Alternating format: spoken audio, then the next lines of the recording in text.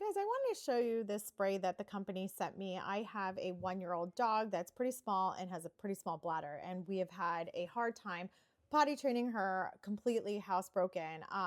So I definitely am like, I love dogs. I love my dog, but I find it really frustrating that we're working really hard to get her housebroken, and we can find that she marks somewhere and then she thinks that that's where she can go. And we're replacing carpets or I mean rugs, and it's just pretty frustrating. So I was really happy that this was sent to me.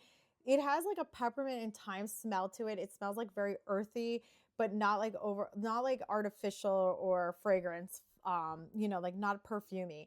But for some reason, my dog will not go and urinate wherever I spray it after. So like I cleaned the carpet area where she did go, sprayed it, and it's been really successful since.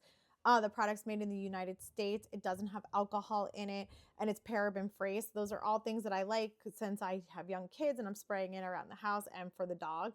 Again, really happy with this product, and I definitely recommend it if you are struggling with the same type of issues that we are.